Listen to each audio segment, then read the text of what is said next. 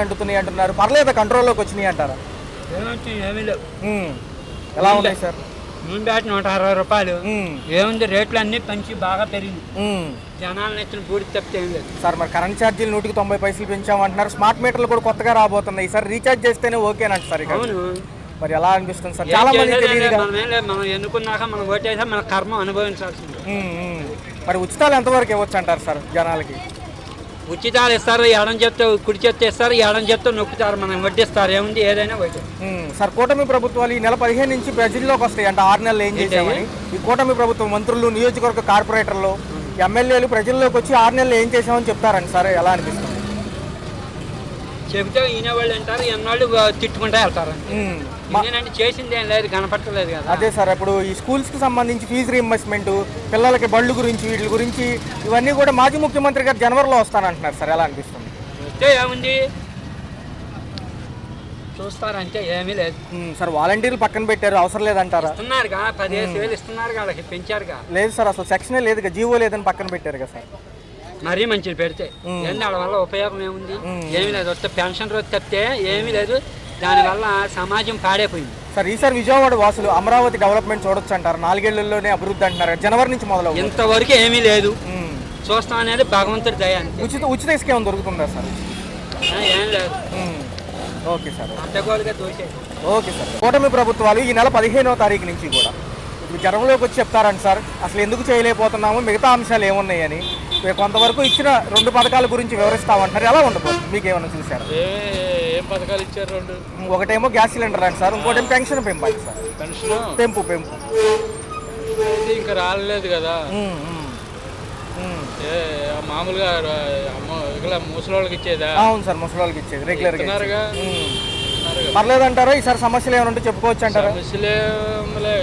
తీరవట్లేదుగా చెప్తున్నారు. కానీ మాజీ ముఖ్యమంత్రి గారేమో జనవరి 3వ వారం నుంచి బయటకు వస్తానంటున్నారు సార్. ఈ లోపల కొన్ని కార్యాచరణలు ప్రకటించారు. ఈ నెల 11వ తారీఖు, తర్వాత చూసుకుంటే 27, 3 చేయట్లేదు కదా సరిగా. ప్రకటన చెప్పడం అయితే చెబుతున్నారు. అయ్యా అమల్లోకి వచ్చేటప్పటికి జనాలు ఎదురు చూస్తున్నారు. చాలా ఇబ్బందిగా ఉంటుంది. 190 పైసలు కరెంటు బిల్లు పెంపు అంటున్నారు సార్. ఎలా ఉండబోతుంది? గతంలో వీళ్ళు వచ్చాక ట్రూ ఆఫ్ ఛార్జీలు తీసేస్తామన్నారు, మరి అవ్వలేదు కదా సార్. ఈసారి కష్టమే కదా సామాన్యుడికి కష్టంగానే ఉంటుంది. మరి ఒక పక్కన పెరిగిన నిత్యావసర సరుకుల ధరలు, రేట్లు అన్ని పెరుగుతుంటే కష్టమే కదా. ఏదో అవసరాన్ని పెంచుకోవాలి, కానీ అవసరమైనవి సార్. విజయవాడ వాసులుగా ఈసారి అమరావతి కళ చూడొచ్చు అంటారా? మనం విజయవాడలో ఉంటాం కాబట్టి, అమరావతి మనకి దగ్గర కాబట్టి 4 ఏళ్లలో అభివృద్ధి అంటున్నారు. జనవరి నుంచి పనులు మొదలవుతాయి సార్. మొదలు పెట్టాలిగా. అభివృద్ధి అంటే మాటలు చెప్పడం కాదు, చేసి చూపించినప్పుడు అప్పుడు చేసినట్టు. ఇప్పుడు అన్న క్యాంటీన్ పెట్టారు, మంచి పని, మంచి పద్ధతి, అది బాగుంది. గ్యాస్ సిలిండర్ అన్నాడు, ఇస్తున్నారు. అట్లాగే చెప్పి కొన్ని మారి వచ్చినాయి అనుకో, జనాలకి మంచిగా ఉంటుంది. పనికిరాని అన్నీ మందాగి బొందాగి ఎన్ని పెడతామో, ఆడవాళ్ళు ఏడిపించుకోవడం, ఇవన్నీ ఇదేనా? ఏమన్నా పనికొచ్చాయని. ఈ ఉప ముఖ్యమంత్రి పవన్ కళ్యాణ్ గారు ఉన్నారు సార్. ఆయన రేషన్ బియ్యం పట్టుకోవడం కానివ్వండి, ఇవన్నీ ఎలా అనిపిస్తున్నాయి? మన కాకినాడలో పట్టుకున్నారు రేషన్ బియ్యం. ఏం తెలియదులే నాకు. పట్టుకోవడం మంచిదే కదా. మరి అంత దళాకోర వ్యాపారం అయితే ఎక్కడ సాగుద్ది? మరి జగన్మోహన్ రెడ్డి గారు ఏమో జనవరి నుంచి వస్తున్నారు కాబట్టి ప్రజలు మళ్ళీ ఆయన ఆహ్వానిస్తారంటారా ఈసారి? ఏమో ఆహ్వానించోడైతే ఎవడైనా ఆహ్వానిస్తాడు సార్. కేంద్రం సపోర్ట్ ఉంది కదా మనకి. అందులో కొంచెం మంచితనం ఉంటేనే ఎవరైనా ఆహ్వానిస్తాడు, మంచితనం లేకపోతే ఎవడ ఆహ్వానిస్తాడు? ఎవడలేదు. వాలంటీర్లు పక్కన పెట్టారు సార్, అవసరం లేదంటారా? ఇంకా ఏం చెప్తారో, అవసరం కొద్ది ఏదో చేస్తూ ఉంటారు. కొన్ని మంచి చేస్తే 1-2 మంచి చేస్తే 100 సెట్ చేస్తున్నారు. ఆఖరి క్వశ్చన్ సార్. ఈ కేంద్రం సపోర్ట్ వల్ల మనం అమరావతి, పోలవరం చూడగలమా? ఏం చేస్తారో ఇక రైట్ సార్, థ్యాంక్ యూ. ఉన్నట్లయితే కొత్త ప్రభుత్వాలు వచ్చాయి, కొన్ని కొత్త పథకాలు తీసుకొచ్చారు. ఎలా అనిపిస్తుంది? ఈ ప్రభుత్వం వచ్చింది కానీ మళ్ళీ నూనె ప్యాకెట్లకి మొత్తం రేట్లు పెరిగాయి. మళ్ళీ పిల్లలకి టిఫిన్ చేయాలన్నా ఏం చేయాలన్నా టిఫిన్లు ఉంటేనే మనం చేసేది. నూనె ప్యాకెట్ 170 పెరిగాయి. నూనె ప్యాకెట్లు అవి మొత్తం పెరిగిపోయాయి. ఏదైనా తినాలన్నా కూరగాయలు, టమాటాలు, వంకాయలు, టమాటా ఏదైనా కొనాలి, రేట్లు మొత్తం ఒక పెరిగి. పక్క మళ్ళీ ఏమంటున్నారంటే జనవరి నుంచి కూడా మళ్ళీ కరెంట్ ఛార్జీలు పెంచనున్నారు, 45 పైసలు పెంచారు ఆల్రెడీ. మరి ఇప్పుడు ఎలా అనిపిస్తుంది? భారమే కదా ఇవన్నీ, ఈ మొత్తం పాలమే.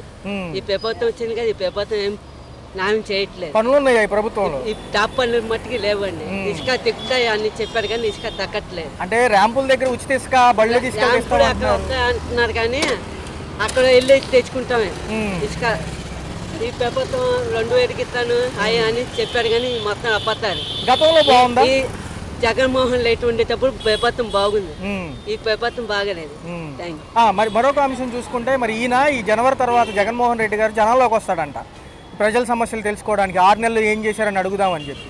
ఇక ఇప్పుడున్న కూటమి ప్రభుత్వాలు చంద్రబాబు నాయుడు, పవన్ కళ్యాణ్ గారు ఉన్నారు కదా. ఈ పవన్ కళ్యాణ్ సినిమాలు యాక్టింగ్ చేయాలి కానీ బయటకి యాక్టింగ్ రాదండి. పవన్ కళ్యాణ్ సినిమాలు చూసుకోవాలి కానీ సినిమాలు ఫైటింగ్లకి దానికి న్యాయం చేస్తారు కానీ ఈ ప్రభుత్వంకి పనికిరాదు. అంటే వేస్ట్ నా కొడుకు జనం సమస్యలు పట్టించుకోరండి. చంద్రబాబు గారు వేస్ట్. ఈ జగన్మోహన్ రెడ్డి వచ్చినాక న్యాయం అయితే పథకాలు అప్పుడు బాగున్నాయి, మరి అప్పుడు బాగున్నాయండి, ఇప్పుడు బాగలేదు. అప్పుడు అమ్మ వాళ్ళు వచ్చి మొత్తం వచ్చాయి. ఈ అమ్మ వాళ్ళు అంటున్నారు కానీ ఈ అమ్మ వాళ్ళు రావు. 3 క్యాష్ పండారు పిడి అన్నారు, ఆ పండారు కానీ రావు. అది రైట్ బాబు. డెవలప్మెంట్ వైపు వెళ్తామంటున్నారు కానీ ఉచితాలు ఎంతవరకు ఇవ్వచ్చు అంటారు? ప్రజలు ఉచితాలు ఎంతవరకు ఇవ్వచ్చు అంటారు? ఇవ్వచ్చు అంటారు. అంటే యాక్చువల్గా డెవలప్మెంట్ మీద ఎక్కువ ఫోకస్ అంటుంది ఈ ప్రభుత్వం. సో గతమేమో సంక్షేమం 80% అన్నారు వాళ్ళు. మరి ఎలా ఉంది సార్, వ్యత్యాసం ఎలా ఉంది? 6 నెలలు ఎలా అనిపించింది? 6 నెలల పాలన బాగానే ఉంది. ఈ రోడ్లు గుంతలు పూడ్చాడు, అది బాగానే ఉంది. రాజధాని విషయంలో మొదటి చంద్రబాబు నాయుడు గారు ఏం మాట్లాడారు, ఇప్పుడు అదే మాట్లాడుతున్నారు. జగన్ గారు లాగా రాజధాని అప్పుడు 3 రాజధానులు అనేది కరెక్ట్ అభిప్రాయం కాదని నా ఉద్దేశం. సార్ ఒక పక్క వాలంటీర్ వ్యవస్థ పక్కన పెట్టారు సార్, వాళ్ళ అవసరం ఉందంటారా? వాళ్ళ సేవలు ఏమన్నా అవసరం ఉన్నాయంటారా? వాలంటీర్ వ్యవస్థ తప్పకుండా ఉంది. అంటే ప్రజలకు కావాల్సిన ఈ సర్టిఫికేట్స్ కానీ మిగతా అవసరాలు కానీ వాలంటీర్ వ్యవస్థను కొనసాగించడం మంచిదని నా ఉద్దేశం. మరి ఈ నెల 15 నుంచి కూడా వార్డు మెంబర్లు, ఎమ్మెల్యేలు ప్రజల్లోకి వస్తామంటున్నారు నియోజకవర్గ వారీలుగా. ఈ ప్రజలకి 6 నెలలు ఏం చేశాము, ఇంకా ఎలా వెళ్తే ముందుకెళ్తే అని చెప్పి దిశానిర్దేశం చేసి వాళ్ళ అభిప్రాయాలు సేకరిస్తామంటున్నారు. ఎలా అంటే 6 నెలలు అనేది చాలా తక్కువ సమయం.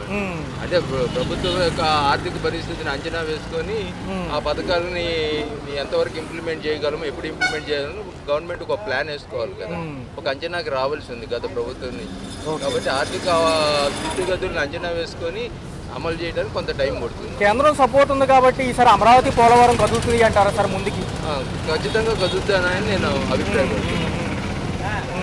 ఇబ్బంది ఏం లేదంటారు సార్? అంటే ప్రతి ఎలక్షన్స్ లో ఇదే ప్రచారం కింద వాడుతున్నారు తప్ప అవి అలాగే స్టేబుల్ గా ఉంది. ఉచితాలు ఇవ్వడం అనేది కరెక్ట్ కాదని నా ఉద్దేశము. కాకపోతే ఇప్పుడు ప్రభుత్వం వచ్చి 6 నెలలు అయింది కాబట్టి ఎంతవరకు ఉచితం వరకు వృద్ధాప్య పెన్షన్లు, ఫీజు రీంబర్స్మెంట్, ఆరోగ్యశ్రీ వరకు ఉచితాలంటే పర్లేదు.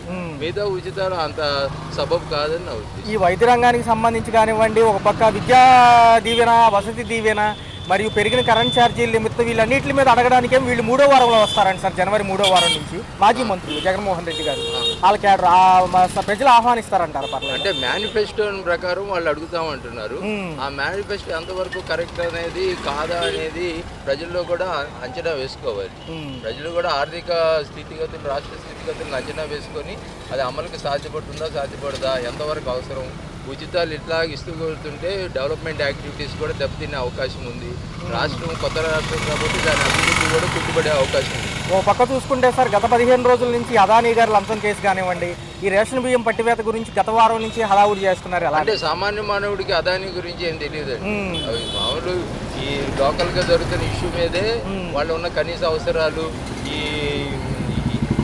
కనీస ఈ సరుకులు ఉన్నాయి కదా అవి ఆ లభ్యత, వాటి అందుబాటు ధరలు అంతవరకే ఉంటుంది. కానీ అదాని అంత ఆలోచించే అంత సామాన్య ప్రజానికి అంత అంచనా ఉండదు. సార్ భవిష్యత్తు ఎలా ఉండబోతుంది? ఉద్యోగ కల్పనతో పాటు అభివృద్ధి మెయిన్గా ఫోకస్ అంటున్నారు ఈ ప్రభుత్వాలు. ఎలా ఉద్యోగ కల్పన కూడా కలవాల్సిన అవసరం ఉందండి. ఎందుకంటే బ్రెయిన్ డ్రైన్ ఉంది కదా.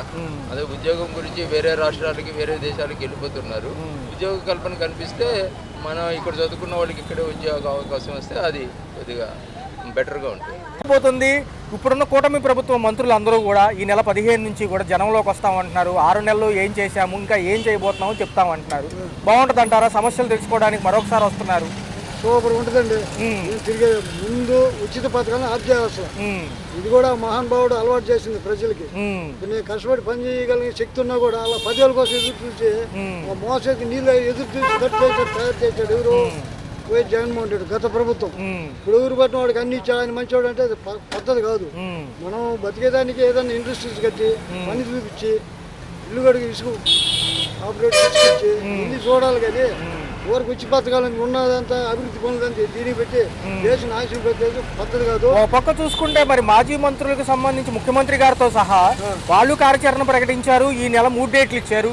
వచ్చే నెల ఒక డేట్ ఇచ్చారు. జనవరి సంక్రాంతి అనంతరం కూడా మాజీ ముఖ్యమంత్రి జగన్మోహన్ రెడ్డి గారు డైరెక్ట్గా ప్రజల్లోకి వస్తారంటున్నారు. వాళ్ళని ఆహ్వానిస్తారంటారా? ప్రజల రెస్పాన్స్ ఎలా ఉండబోతుంది? ఆహ్వానించారు సార్. కొద్దిమంది వర్గం ఉంది ఓసీగా తినాలా ఇంట్లో కూర్చోనుకున్న వాళ్ళు తప్పితే బాధ్యతగా పనిచేసే వాళ్ళు పిల్లలు కానీ భవిష్యత్తు చూడాలనుకున్న వాళ్ళుగా అతను ఏకీపించారు. వాళ్ళు వచ్చి చెప్పుకొని పోవాల్సింది. కానీ వచ్చిన వాళ్ళందరూ మన కోట్లు వేస్తారని కూడా ప్రజలు చైతన్యవంతులు అయ్యారు. ఎవరు చేస్తాను ఎవరు చేయలేదు. ఇప్పుడు అన్నిటికీ వెళ్ళాలా? రోడ్లు బాగుండాలి ముందు. రోడ్డు అండ్ బిల్డింగ్స్ కరెంటు ఇవి బాగుండాలి. అభివృద్ధి పనులు బాగుండాలి సార్. ఉచిత పథకాలు దరిద్రం. ఈ కరెంటు బిల్లుల పెంపు పైన కూడా ఈ 27వ తారీఖు కలెక్టరేట్ల దగ్గర రిప్రజెంటేషన్తో పాటు ర్యాలీలు సమ్మెలు అంటున్నారు. ఎలా చూడాలి? తప్పదు సార్. ఇదే ఉన్నదంటే పెద్ద గొయ్యి పెట్టాడు. గొయ్యిని పోర్చాలి, ఇవి చూసుకోవాలా.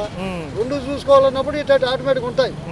మాకు ఉచితంగా ఇస్తామన్నా ఈ లేదు, ఈయన వాళ్ళు ఇచ్చేవాళ్ళు మంచి వాళ్ళు ఈ లేదు, మంచి చేసేది ఈయనే. ఈ రేషన్ బియ్యం పట్టివేత ఎలా అనిపించింది? కాకినాడ కొట్టాలి సార్. మన వాళ్ళు పేదవాళ్ళు తినేది ఇతర దేశాలు పంపిస్తే ఎంతవరకు సమస్య. అప్పుడు పట్టుకోకూడదు అంటారు. సరైన ప్రశ్న కాదు. ఇంతకు ముందు పట్టుకుంటే దానికి ఆనవాయితీలు ఉండవు. ఇప్పుడు పట్టుకుంటే సరే యాక్షన్ తీసుకుంటే కమిటీ ఉంది, మెంబర్స్ అన్నీ ఉన్నారు. ఇంతకు ముందు పట్టుకున్న వాళ్ళు దేశం లోపలేస్తారు. ఇప్పుడు ప్రభుత్వం బాగుంది, అన్ని సౌకర్యంగా జరుగుతాయి సార్. మీకు అన్ని అవగాహనతో మాట్లాడదు. కొన్ని నాకు తెలిసిన విషయం నేను చెప్తాను. ఈ అదానీ గారికి సంబంధించి లంచం కేసు మటుకు ఇంకా రగులుతూనే ఉంది. శర్మిల గారు కూడా ఈయనకి ఆపోజిట్ గా మాట్లాడతారు. ఎందుకంటే ఆ కుటుంబంలో పుట్టాల్సిన కాదు సార్. మంచిగా సార్ శర్మిల గారు మాట్లాడింది వాస్తవాలు. వాస్తవం చెప్పాలంటే మాట్లాడిన వాస్తవాలు. ఈ ప్రజల వద్దకు అసలు నిజంగా పరిపాలించిన నాయకుడు ప్రజల్లోకి రాబడలే. ప్రజలే చూసుకుంటారు, ఓట్లేస్తారు. ప్రజల్లోకి వచ్చేది ఎవరంటే ఉన్నది లేనిది అంతా చెప్పుకొని ఓట్లు లేదని ప్రజల్లోకి రావాల్సిన అవసరం. నీ పనులు సక్రమంగా చేస్తే ప్రజల్లోకి రావాల్సిన అవసరం ఉండదు. ఓకే.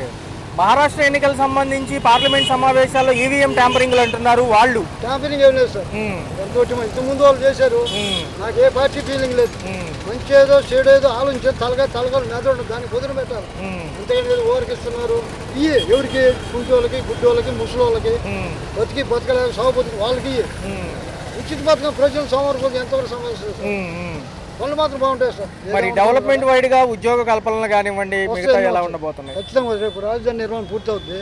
రేపు నీ బిడ్డలు కూడా ఆటోమేటిక్ ఏదో చదివించుంటారు. దాని దగ్గర అవకాశం వస్తుంది. అప్పుడు దగ్గర వెయిట్ చేయాలి. ఈ పథకాలు అంటే అభివృద్ధి పనులు శూన్యం. రైట్.